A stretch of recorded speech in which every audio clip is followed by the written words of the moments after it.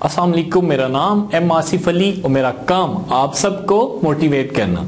Viewer, जब हम किसी भी शख्स की कामयाबी को देखते हैं, इसके काम या इसके फन को देखते हैं, तो हम सबके ज़हनों में सिर्फ एक ही ख्याल आता है कि ये काम ये शख्स कितनी आसानी से कर लेता, या अगर ये शख्स आज कामयाब है, एक सक्सेसफुल लाइफ गुजार रहा है, या एक कामयाब इंसान है, तो ये सब कितनी आसानी से हुआ होगा।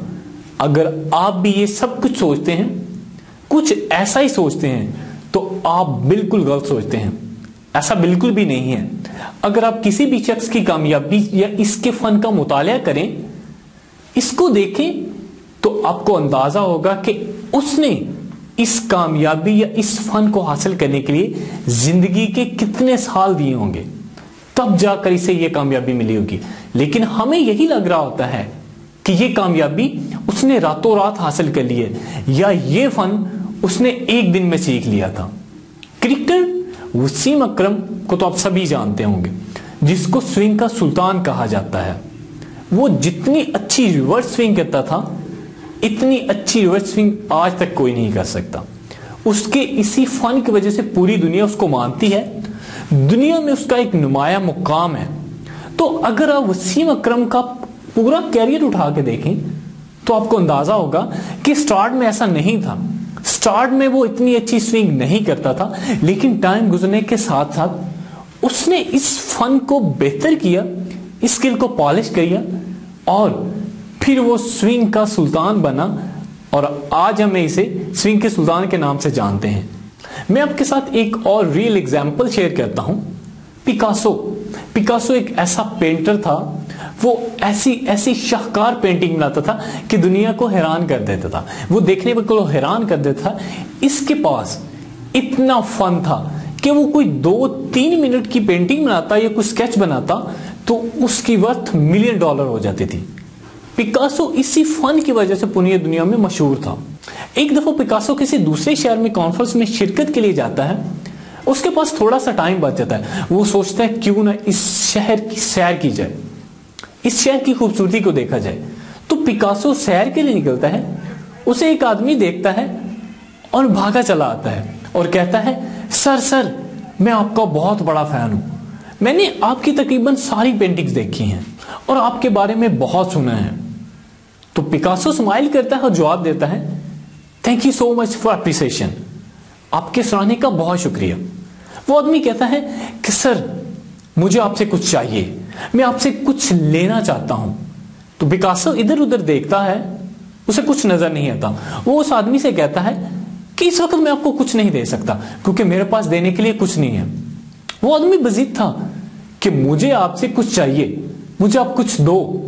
तो पिकासो पास ही एक बुक शॉप से एक पेपर और एक पेंसिल लेता है और 60 सेकंड के लिए उस पेपर पर कुछ स्केच करता है, उस आदमी को गिफ्ट कर देता है, और साथ ही ये कहता है कि ये लो मेरी तरफ से एक छोटा सा गिफ्ट, ये एक पेंटिंग है और इसकी वर्थ $1 मिलियन है। वो शख्स ये बात सुनकर हैरान हो जाता है कि 60 सेकंड में कुछ स्केच किया और कहते हैं इट्स $1 मिलियन पेंटिंग, इसके वर्थ $1 मिलियन है। वो शख्स घर जाता है और सो नहीं पाता कि पिकासो क्या सच कह रहा था। वो शख्स इस स्केच को मार्केट में ले जाता है और इसका रेट लगवाता है, तो उसे पता चलता है कि रियली ये $1 मिलियन पेंटिंग है। वो पिकासो को ढूंढना शुरू कर देता है और पता लगा लेता है कि पिकासो नेक्स्ट डे इस जगह पर होंगे।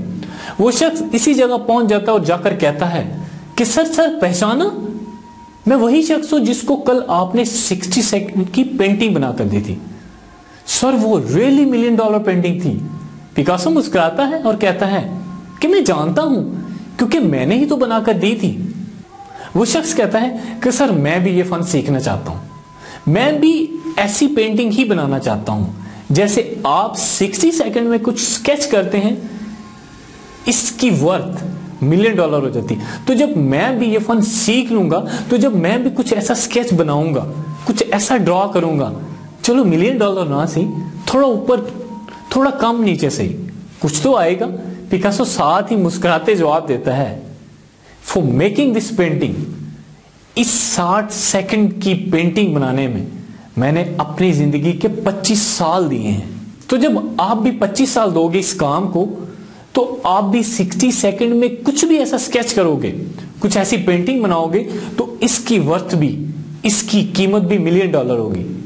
تو میں اس ویڈیو کے ذریعے, اس ویڈیو کے تھرو صرف یہی لاجک سمجھانا چاہ رہا ہوں کہ اگر آپ بھی کسی دوسرے شخص کی طرح کسی فن کو سیکھنا چاہتے ہیں یا اس کی طرح زندگی میں کامیابی چاہتے ہیں تو آپ کو بھی اتنی محنت, اتنا ٹائم اور اس جیسا ہی فوکس کرنا پڑے گا. یہ بھی ہو سکتا ہے کہ آپ اس کسی دوسرے شخص کی نسبت جلدی سیکھ جائیں یا دیر سے سیکھیں. یہ آپ پر ہے کہ آپ کتنے ذہین اور کتنے قابل ہو. ٹو بی ویری آنیسٹ, جتنے بھی لوگ اس ویڈیو کو دیکھ رہے ہیں اس میں زیادہ تر 2 ہی ٹائپ کے لوگ ہیں, 2 ہی قسم کے لوگ ہیں. ایک وہ جو پکاسو جیسے ہیں جنہوں نے لائف میں بہت کچھ اچیو کر لیا ہے, اور دوسرے اس شخص جیسے جو پکاسو سے وہ فن سیکھنا چاہتا تھا. ویسے لوگ جو آج بھی لائف میں اسٹرگل کر رہے ہیں, محنت کر رہے ہیں, کوشش کر رہے ہیں کچھ کرنے کی, کچھ بننے کی. بس میرا اپنی لائف میں ایک ہی مشن, ایک ہی ٹارگٹ ہے کہ آپ پکاسو ہو, مجھے آپ کو 10 ٹائم اور پاورفل پکاسو بنانا ہے. اور اگر آپ وہ آدمی ہو, وہ شخص ہو جو پکاسو جیسا بننا چاہتا ہے, ایسے لوگوں کو پہلے پکاسو میں ٹرانسفارم کرنا ہے, پہلے پکاسو جیسا ورتھی انسان بنانا ہے. اور جب وہ پکاسو جیسا بن جائے گا پھر مجھے اس کو 10 ٹائم اور پاورفل بنانا ہے. اگر آپ کو یہ ویڈیو اچھی لگی ہو تو دوستوں کے ساتھ شیئر ضرور کریں, اور مزید ایسی ویڈیوز کے لیے آپ ہمیں ہمارے YouTube چینل پر سبسکرائب کر سکتے ہیں. Thank you so much for watching this video.